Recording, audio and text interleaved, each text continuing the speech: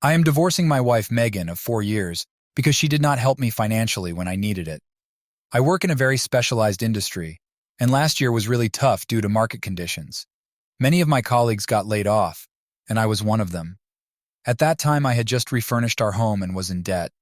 Megan also works, but she earned less than me back then. I went to her and asked if she could help me while I searched for work. I proposed that we should sell some of the gold that was given to us at the wedding. We live in a country where it is a tradition to give gold to newlyweds to help them financially. These are meant to be used during difficult times. She rejected the idea and said, "I do not want to sell my gold." I tried to reason with her by saying closing the debt would greatly help us to have more stable finances. She refused and told me to sort it out myself somehow. I asked her to at least use some of her savings and I could pay it back. The context here is that I let her save most of her earnings while paying for most of the things myself, due to women being vulnerable to financial changes, more than men here. I wanted her to build her own savings and made sure to help her with the retirement account as well. I asked her to give me some of her savings for debt, and I would pay her back once I sorted myself out. She refused that too. This period was extremely difficult for me. I fell into depression and contemplated my choices in life. The funny thing is, everything was going great before this, and I thought we would stay together through thick and thin. My older sister Emily helped me to pay the monthly installments during that time. God bless her soul.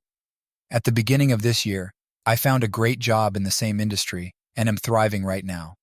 I could not look at Megan in the same way after what happened and started divorce talks with a lawyer friend of mine. Last month, I let her know my decision, and she was served with divorce papers soon after. For her, it was an unexpected thing, and she was shocked. She tried to talk me out of it, but I was firm in my decision. Families tend to be involved with each other here, and that was the case for us too.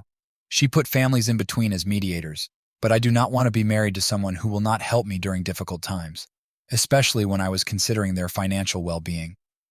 Most of my family supports my decision, though they would like me to reconsider if possible. I know everything else is without a problem, but I cannot get over what happened.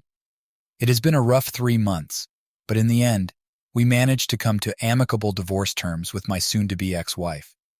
At first, she tried to fight to stop me from divorcing, but I did not change my mind. These are the terms we agreed upon. She gets to keep the gold. I will get only 20% of her retirement savings instead of half in return for not paying monthly alimony. I get to keep the furniture and own our marital debt fully. The rest of the assets are split 50-50ths. The house is not shared because it belongs to my dad. Her retirement savings became so much that even 20% of it values more than all of the gold. Overall, my lawyer says it is a pretty good deal considering many spouses prefer dragging the divorce and try taking everything they can. For my future plans, I have no idea what to do. I have always wanted to travel to Asian countries like Japan, Korea, Thailand, Indonesia, China, etc. My current role is work from home, so I might have an Asia trip this year. Other than this update, there is not much drama. There was some at the beginning of the divorce with her and the families, but it cooled down after a while. She accepted that our marriage is over, and I am glad she did not try to drag the divorce process. The court hearing is scheduled for September, and after that, we will be done, hopefully. As I look back at our life together, I cannot help but reflect on the good times and the bad. Megan and I met through mutual friends at a summer barbecue. She was lively, full of energy, and had a smile that could light up a room.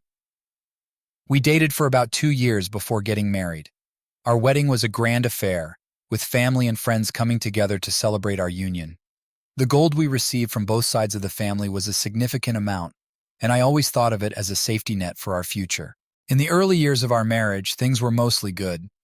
We had our ups and downs like any couple, but we always managed to work things out. Megan had a knack for decorating, and our home was a testament to her creativity. She loved to fill it with beautiful things, and I took pride in being able to provide for us.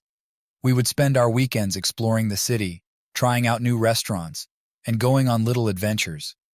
Those were the days when life felt perfect, and I believed nothing could ever come between us.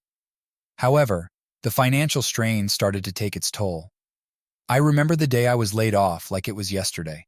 It was a rainy Tuesday, and I came home drenched, feeling defeated and anxious about our future. I sat Megan down and explained the situation, hoping she would understand the gravity of it. Instead, she seemed detached, almost indifferent. Her response was a simple, "We will figure it out," but there was no real plan behind those words. As the weeks turned into months, the tension between us grew. I spent countless hours job hunting, networking, and trying to make ends meet. Every time I brought up the idea of selling the gold or using her savings, it turned into a heated argument. Megan would accuse me of being irresponsible and not planning for the future. She seemed more concerned about maintaining her lifestyle than helping us get through this rough patch. One night, after another argument, I found myself sitting alone in our living room, staring at the walls, filled with memories of happier times. I realized that Megan and I had grown apart. We were no longer the team we once were. I felt like I was carrying the weight of the world on my shoulders, and the person I expected to help me lighten the load was nowhere to be found. Emily, my sister, was my rock during those dark days. She would call me every day, offering words of encouragement and even financial support. She never made me feel like a burden, and her unwavering support was a stark contrast to Megan's indifference. Emily reminded me of the importance of family and being there for one another during tough times. When I finally landed a new job, it felt like a fresh start. But the damage to my relationship with Megan was already done.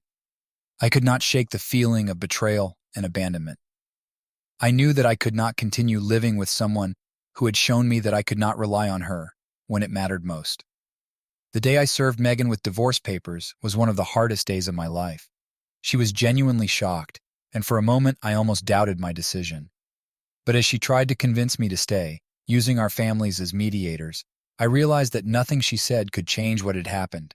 I needed to move on for my own sanity and well-being. The divorce negotiations were tough, but in the end, we reached an agreement. Megan kept the gold, which she had always been so adamant about. I got a portion of her retirement savings, which seemed like a fair trade for not paying alimony.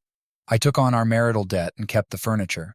The house remained with my father, as it had always been his property. Looking forward, I am trying to focus on rebuilding my life. I am excited about the possibility of traveling to Asia, something I've always dreamed of. The thought of experiencing new cultures and meeting new people gives me a sense of hope and excitement for the future. My new job allows me the flexibility to work from anywhere, and I plan to take full advantage of that. There is still some sadness when I think about how things ended with Megan. We had built a life together, shared dreams, and created memories. But I've come to understand that sometimes, no matter how much you care for someone, if they cannot be there for you during your darkest times, it is better to let go and find your own path to happiness. I am hopeful that the court hearing in September will be the final step in closing this chapter of my life. I am ready to move forward, to heal, and to find joy in new experiences. While I do not have all the answers yet, I know that I have the strength and resilience to create a better future for myself. As the arguments between Megan and me grew more frequent, her reactions became increasingly hysterical. Every conversation about finances seemed to end in a screaming match. Megan would throw things, break down in tears, and accuse me of ruining her life. She would say things like, "How can you even think of selling my gold? It is the only thing I have that is truly mine." Her face would turn red with anger, and she would start pacing around the room, pulling at her hair in frustration. There were nights when she would not let me sleep, waking me up in the middle of the night to continue the argument. She would stand at the foot of the bed, shouting and crying, while I tried to reason with her.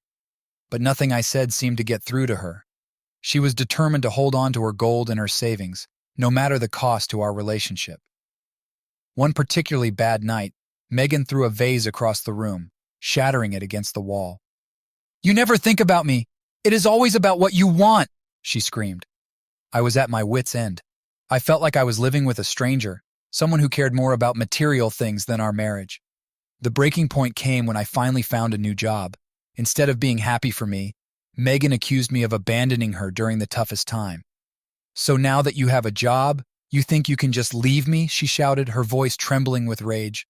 I could not believe what I was hearing. I had fought so hard to get back on my feet, and now she was using it against me. That was when I knew I had to leave.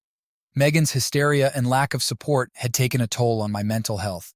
I could not stay in a marriage where I felt so alone and unsupported. The decision to serve her with divorce papers was painful, but necessary. Her reaction was just as dramatic as I had feared. She screamed, cried, and begged me to reconsider. She called our families, trying to rally them against me. But I stood my ground. I knew that this was the best decision for my future. Megan's hysteria took a darker turn when she started making threats. She would send me messages saying things like, "You will regret this, and I will make your life miserable." These threats scared me, and I knew I had to protect myself. I blocked her on all social media platforms and changed my phone number. I needed to distance myself from her toxic behavior and start fresh. In the end, the divorce terms were more than fair. Megan kept her precious gold, and I took on the debt. The court hearing in September will be the final step, and I am ready to close this chapter and start a new one. As I look ahead, I am filled with a mix of sadness and hope. The memories of Megan's hysterical outbursts and lack of support will always be with me, but so will the lessons I have learned. I am stronger now, more resilient, and ready to embrace whatever the future holds. Whether it is traveling to new places or building a new life from scratch, I know that I can handle it. I have come through the darkest times, and now it is time to find the light.